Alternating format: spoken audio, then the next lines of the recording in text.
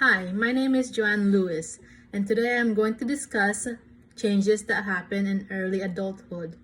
There are many changes that occur in early adulthood, including having more serious relationships that could potentially lead to marriage, going away to college, or starting a new career. As young adults leave their parents' home and start a life for themselves, they learn more about the world around them and about themselves. First, let's discuss about biological aging. There have been many studies done to figure out what influences aging.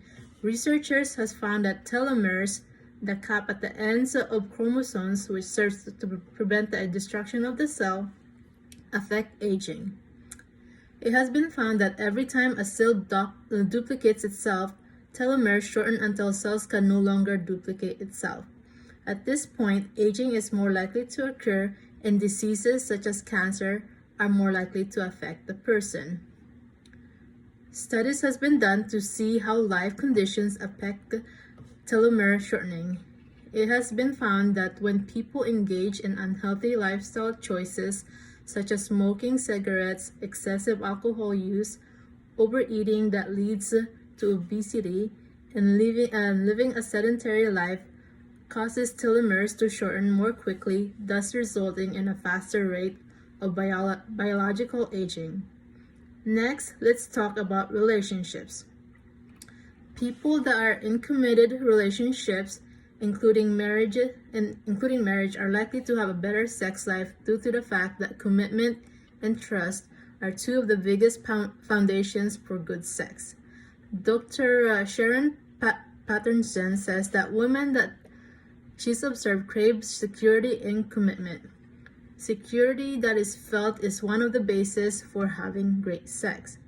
One thing with single people is that they make the mistake of having sex seeking commitment. Imagine if you're going to have a sexual encounter with someone as a single person. There are nerves, anxiety, and the fear of not being a good sexual partner. Imagining auditioning for a part in a movie.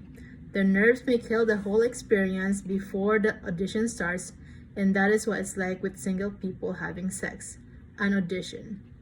When you're in a relationship, you feel secure, less stress. Being familiar with your partner also increases the pleasure level. When you imagine love, you also imagine sex, and when you imagine both of those things, you imagine commitment. 90% of the time, women control the sexual energy in the bedroom, and nothing stimulates a woman more than being with someone that is committed to them. The biggest misconception is that women and men enjoy being single and having casual sex.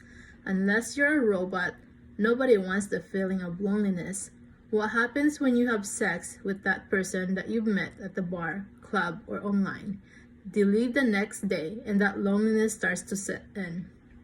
When it comes to the frequency of sex, it has dropped for couples, but people in committed relationships still have more sex. There is more opportunity, and if the relationship is built on teamwork and communication, positive feelings lead to increased intimacy. Now let's talk about expertise and creativity.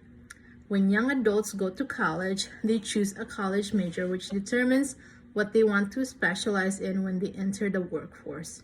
This begins the journey of them becoming an expert in that chosen field. Choosing an area of expertise greatly affects information processing because experts are able to remember and reason more quickly and effectively than novices. Experts are necessary because they have a deeper and more abstract understanding of the specific field they are trained in. For example, an expert heart surgeon can solve issues that may arise during surgery than a medical student who just started residency. Expertise is also necessary for creativity. According to Burke, mature creativity requires a unique cognitive capacity, the ability to formulate new, culturally meaningful problems and to ask significant questions that have not been posed before. Since experts have a deep knowledge in their field, they are able to pose new questions that can expand their knowledge of their area of expertise by thinking creatively. However, expertise is not the same as creativity. because not all experts are creative. Other qualities, such as the ability to think outside the box, are also necessary to be creative. Next, let's talk about how college affects young adults psychologically. There are several favorable psychological changes, and I think the biggest one is finding yourself or searching for your identity. In most cases, you've left the nest or home, you're on your own, and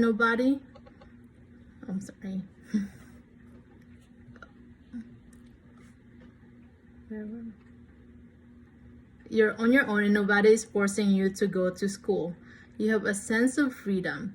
This obviously comes with making mistakes, learning from those mistakes, personal growth, and the increased responsibility that you have. The college environment almost forces these types of changes on a person. There are a multitude of studies that show major psychological changes throughout college. Students become better at problem solving, reasoning with problems that have no clear solution, identifying the strengths and weaknesses of opposing sides of issues that have great complexity.